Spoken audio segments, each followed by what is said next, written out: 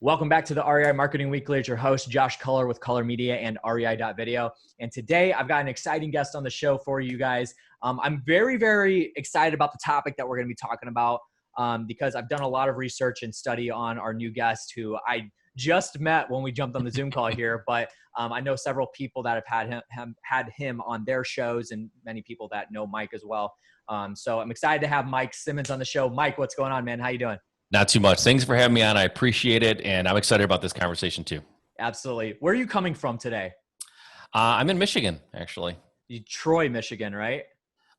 Troy is where I live. It's about a half an hour north of Detroit, just to give context. Got it. Okay. So you're all the way over there. So that's good. I love Detroit, actually. It's been like doing some there's a lot of good things going down in Detroit lately. They've been threatening to revitalize for my entire adult life, but they are actually doing it now. There's definitely some places that are coming back and really kind of cool. Yeah, Dan Gilbert's been pouring a lot of money into it. I had to go to downtown Detroit last year, do some videos for a client that's a big turnkey provider over there, and going through downtown Detroit. And that was my first time really going through downtown Detroit. Yeah. Other than like hearing about stuff like, 8 Mile and stuff like that. That's what I picture Detroit as. So you need M&M pretty much when you got there. Yeah. Exactly. Like we're driving on the interstate and I see 8 Mile, the exit, and I'm like, oh yeah.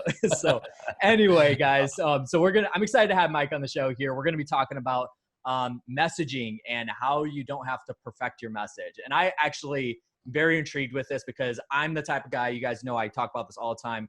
Things are like, don't ever shoot for perfection, especially when it comes to marketing, because it's just not going to happen.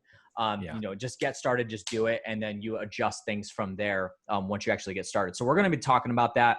Anything from direct mail all the way through your websites and the messaging that you put out on, even if you're doing a radio ad or whatever, this is going to apply. So I'm excited to talk about this. But before we get into it, if you haven't already, make sure you have subscribed to the REI Marketing Weekly. We do have a newsletter. So if you go to reimarketingweekly.com, we have a weekly newsletter that goes out, and you're going to be able to get a lot more in-depth context. We send you the show notes for the show. And then I give a tip of the week, and then we have a resource for the week that you guys are going to be able to dive into to hone in on your marketing a lot better.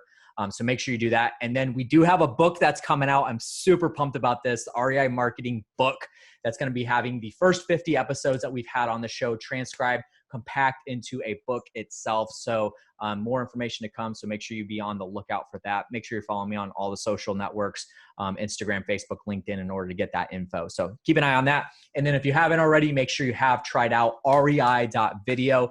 Got a lot of good things going down there. So you film your own video content, whether that's with your cell phone, a camera, or Zoom, whatever, however you want to film that video, whether it's testimonial videos. I've had a lot of those sent over. Testimonial videos for your website, Facebook, ad videos, anything you want, send it on over, the raw footage. We'll get that edited and produced for you, do the heavy lifting, send it back to you in less than 48 hours, and you get unlimited revisions. So it's a win-win for everybody. Make sure that you use coupon code FIRSTVID at checkout for 50% off of your first video project. I'm excited to get that rolling and got a lot of good feedback on that. I mean, just like everybody's happy because you get exactly what you're looking for because you get unlimited revisions. So why not give it a shot? So once again, rei.video, go check it out.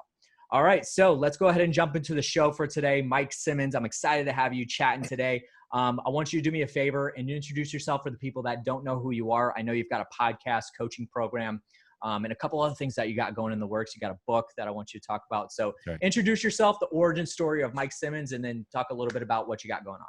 Definitely. Thank you for that, by the way. So my name is Mike Simmons, born and raised in Michigan. So I'm a Midwest guy. What I like about my story and what I think is interesting is that it's not that remarkable, right? I grew up blue collar, automotive, like working parents, kind of real, just like hardworking, 40-hour week, kind of a thing, meat and potatoes. But nobody in my life was entrepreneurial. Nobody in my life was encouraging me to strike out on my own and do anything business-wise.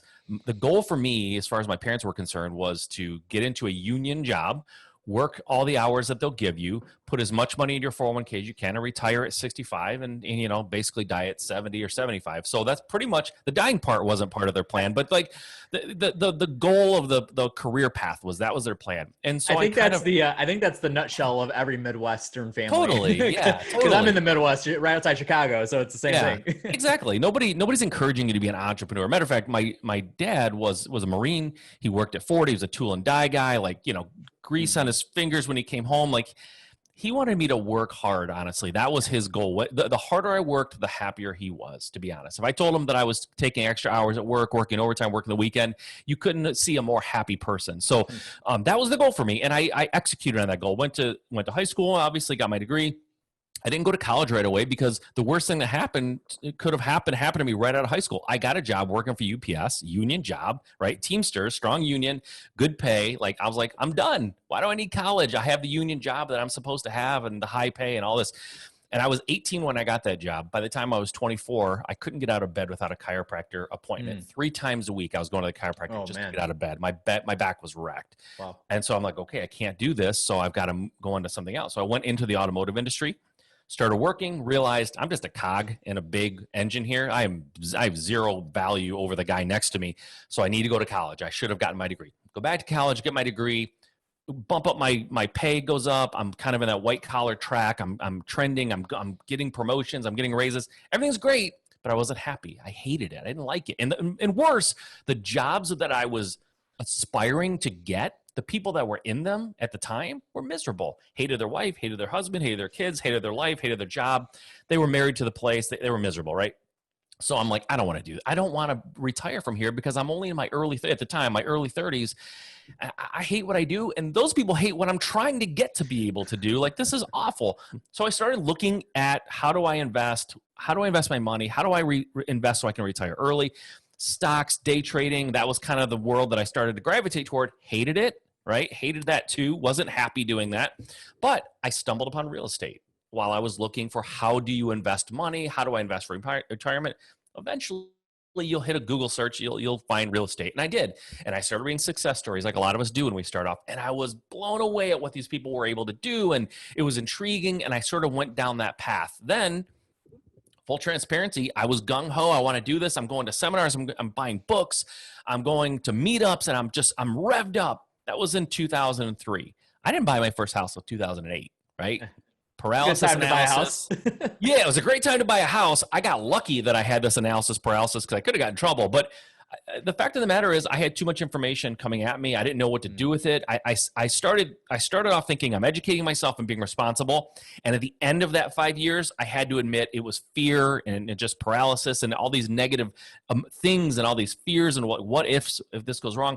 All those things were stopping me until I finally did it. Now, you're right. As it turns out, like, some guardian angel was looking over me because starting in 2008 was a great time to start, right? When everyone was screaming, get out of real estate, like, that's when investors flood in. That's when you should flood in because it's really a lot easier to do. So I got lucky that way, but it took me 5 years to get off the sidelines and actually get started because I let fear grip me. Mm-hmm. And a lot of that was probably trying to be a perfectionist as well, trying to learn everything I don't know enough. To learn.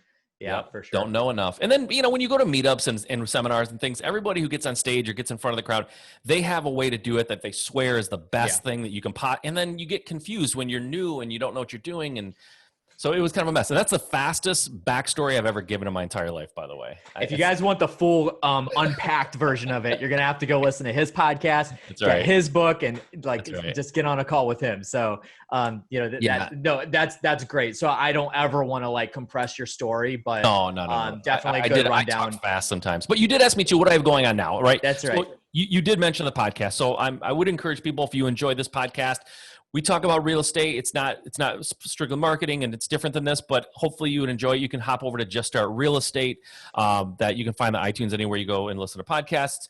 I'm also one of the owners of one of the largest masterminds for real estate in the country called 7 Figure Flipping. We have an event once a year. I'll be speaking at it. It's normally in person, but this one's going virtual for obvious reasons.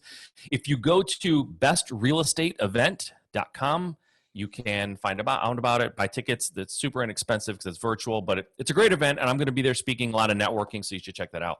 Yeah. Finally, my book. I wrote a book. You're writing a book. That's awesome. It's exciting. It's not easy, I know. Wrote a book. It's called Level Jumping, and it's a story of how I scaled my business, right? People ask, how do you go to the next level? And I always tell people it's possible to not just go to the next level, but go to the next level, to level jump. And in a nutshell, I talk about what I did, and it's different than growing your business. Growing your business as a solopreneur or a one-man band, you can get to a point, right? You hit a bandwidth, and then to get beyond that, you need to bring people on your team. You need to start doing certain things. And I outlined that in my book, how I grew my real estate business from a couple deals a month to like 10, 15, and over 20 in some months. How did I do that? What mechanisms did I put in place? I cover all that in the book. Yeah, absolutely. So guys, everything that he mentioned is going to be linked in the description below. We have had Bill Allen on the show too. So you guys make sure you go back and listen to that because he's a big part of 7-figure flipping as well. So make sure you check that out, but everything's going to be linked in the description below that we got going on. I'll have him recap that at the end here as well.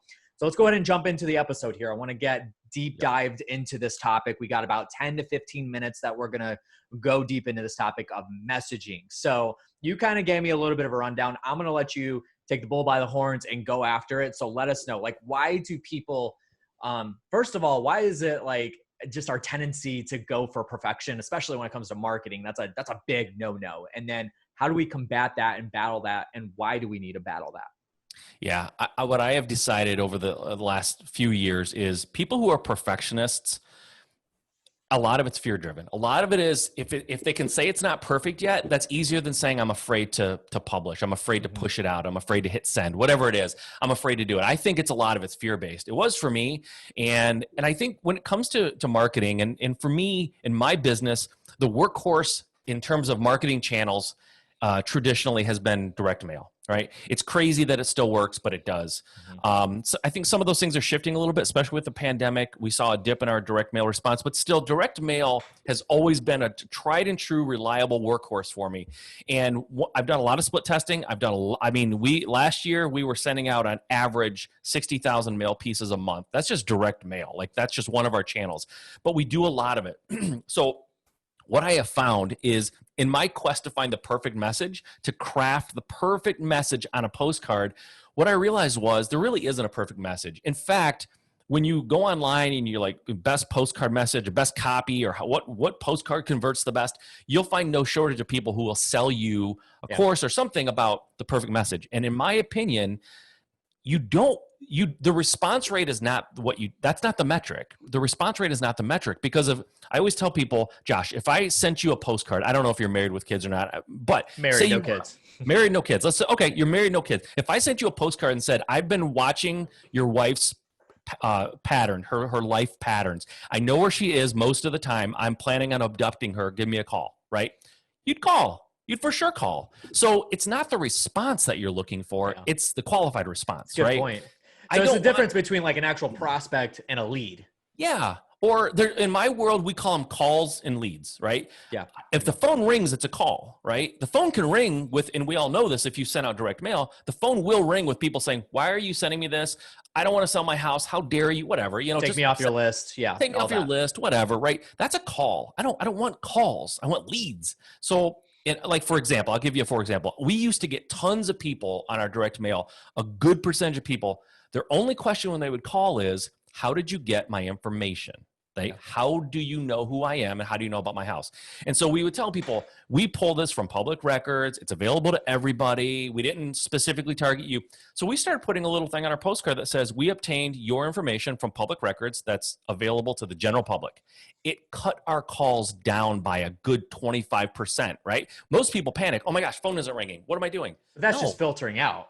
It's filtering, man. Yeah. I want the phone to ring less with better leads, ideally, right? That's because I pay people to answer the phone. I don't want them answering junk calls all day long. I want them, because if they're not answering calls, I have them doing other things, right? We're skip tracing or we're doing follow-up. Like I would rather have them do that than just answering a bunch of junk calls where 90% of them are garbage. I'd rather get that percentage a little higher of good calls. And really, when it comes to the messaging on your card, I firmly believe, and this is not like an optimistic viewpoint, but I think it's realistic. There are no perfect messages. There's definitely ways you could screw up your message, but the perfect message, that white whale message that will convert, high conversion, this is always going to work, silver bullet, I think it's kind of a fallacy, right? Yeah. But if you, like for postcards, I send a lot of postcards. For postcards, if I cram that postcard with small text in a fancy font and it's just crammed with a bunch of things that's confusing, it's not going to convert. I don't care. Even if they want to sell their house, it probably won't convert because most people open their mail over the garbage or near the garbage. Yeah. You got about a second and a half, maybe 2 seconds, and they're tossing it. And frankly, my audience for the real estate that I do, if I just look back at my numbers over the last 5 years, most of the people I buy houses from are over the age of 50. A lot of them are over the age of 60. So they can't see small fonts. They can't read fancy fonts.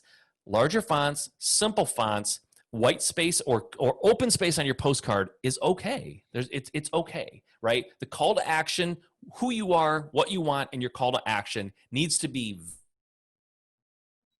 very clear and very apparent even at a glance. And if they still throw it away, you weren't going to get them with a fancy message or some well-crafted copy that you weren't going to get them. They're not selling their house, okay? So if they're not selling their house, no matter what you give them, but we all know life happens, right? People get divorced. They have death in the family. They have loss of job, all these things that make them need to sell their house, and a lot of times at a discount. Then that means we have to catch them when those things happen. Because if you send me a postcard today and it has your picture on it and it has you and your wife and I really connect with you guys and I like you and I'm like, geez, I'd love to sell these guys. They're awesome. If I'm not selling my house, I'm not calling you. Yeah. Consequently, if you send me a card, a white card with black letters that says, I buy houses for cash, close fast, and I just lost my job and my wife said I'm a loser, I'm going to leave you, I'm calling. I don't care if your card was subpar. It's the time. It's timing for me. I need to call you now because I need to sell my house. So if you believe all that, then it's more about consistency and frequency than it is the perfect message. So if you're waiting to craft that perfect message and you find it, which it doesn't exist, but if you think you found it and you send that letter out and it was the wrong time, all wasted, right? Yeah. Consistency and frequency. Get in front of me when it's time. Yeah. And I think there's a couple things that I want to unpack here. First of all, like, Mike obviously knows his target demographic extremely well. He said it himself, like most people that are selling their houses are above the age of 50. So knowing the fact that if you put small font on your card, that just stuff like that will take you to the next level in your marketing. These are things that you have to think about. And I think a lot of people, they value marketing. They know they need to have marketing in their business, but they don't think about it in that depth. But that's just something that's so simple to just, really strategize a little bit more. Just make your fonts bigger, bolder, something that's easier for somebody to read. And here's the thing is that Mike didn't do that, I assume, right off the bat. This is something that took you time to realize, to test. And so like, even though you may have found like a nirvana with the messaging that you have on your direct mail, it's still going to evolve over time because those 50-year-olds are going to turn 60. The 40-year-olds are going to turn 50 in 10 years, right? So like you're going to have to adjust your marketing and different, age groups are going to respond to, and even that different generations respond to different types of messaging.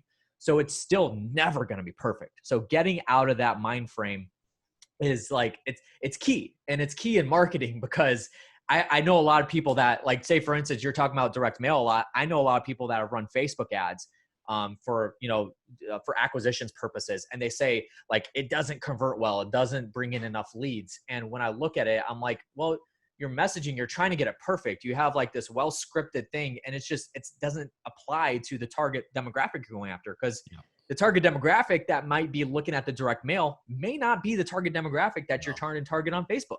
Yeah. Right. So, so for you, when it comes down to it, how are you making sure that you're keeping a pulse on that message in order to evolve it and critique it for every platform that you're marketing on, depending whether it's direct mail or whether it's a radio ad or Facebook ads? How are you like keeping a pulse on that? It's a good question. And it kind of dips into a lot of what I cover in my book too. So when you're trying to improve, grow, scale, whatever it is, your marketing or get better at it, you can only do that if you're tracking your numbers. I'm a huge fan. Like a lot of people throw out a marketing piece or whatever, and it's like, hey, the phone rang, it works, and I'm just going to randomly change it next month. Like they don't even know if it worked or didn't work. So we track how much money are we spending on marketing, each channel, right? How much money are we spending? How many calls does that generate? How many leads does that generate? Right? We just talked about the difference, calls and leads. How many appointments do those leads generate? How many calls or how many leads per appointment? How many appointments per contract am I getting? And then what's my average contract? And then you can sort of kind of reverse engineer all that and see, okay, this marketing channel, this postcard, that postcard, this letter, whatever it is, you can line them up side by side if you're tracking the same metrics and say, okay, so this postcard generated 200 calls. this many leads that ultimately, by the way, I care about contracts, right? So Yeah. I don't get too caught up in the top of the funnel. I want a lot of people coming in the top of the funnel. I care about contracts. So it all goes down to that. But I can track per marketing channel, right? Which one's working for me, which one's generating the calls, the leads, the contracts, the appointments, and so forth. So you can't do it without tracking your numbers. I can't stress that enough. I've seen people running $1 million businesses, and I'll go, how's your marketing working? What's your response rate? Whatever it is, whatever. And they're like, I don't know. I mean, I got $10,000 last month in my account. Like, well, where did it come from? Which marketing channel? Yeah.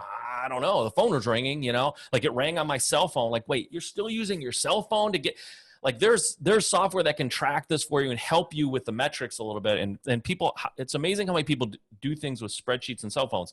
Now, it's fine in the beginning, and I'm all about action going out there. Yeah. But if you really want to track and understand what's working and make distinctions and get better and split test, you have to have more metrics, and that you just do, and people try to do without it.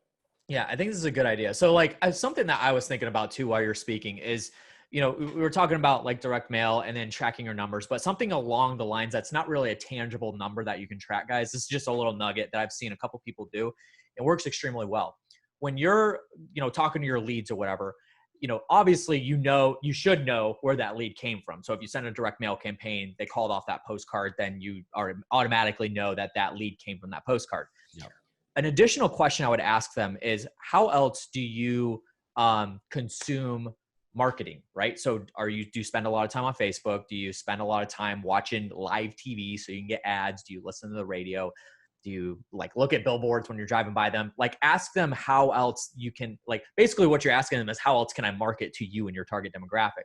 Yeah. And then what you can do is, that is a good way to actually start what Mike was talking about, is actually start split testing. So I do this with my target demographic. I actually ask them, where do you consume a lot of, for me, I ask them, where do you consume a lot of your content? Because that's my target demographic. And so then I get those answers, and I split test between those platforms, whether it's a physical platform or a digital platform. Yep. So this is a really good way to actually do that. And then make sure, this is where it's super key to make sure you're tracking your numbers. And the way Mike mentioned it was, he didn't allude to it at first, but then he came back and said it. It's a funnel, right? So you got this upside down pyramid, and people drop into that funnel somewhere. So normally it's probably going to be that call is that first phase of the funnel, I assume. Then the next one is going to be that lead. And then you're moving them through the funnel, ending up with a contract is what you said you're going after, which is the right thing to do. So look at it as a funnel. Don't complicate it. Just make sure you're tracking each phase of that funnel. So if you just imagine a layer of a funnel, and that's, map that out exactly the way Mike said, track those numbers, and it's easy to do that. And then you can compare each of your marketing channels in order to figure out what actually works. And again, Mike, I assume you keep your pulse on this on a consistent basis. So how often are you tracking these numbers?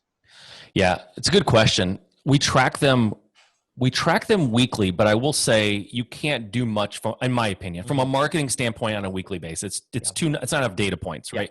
We track it fairly closely on a monthly basis, but on a quarterly basis is when we start making adjustments. You dive deep into it. Yep.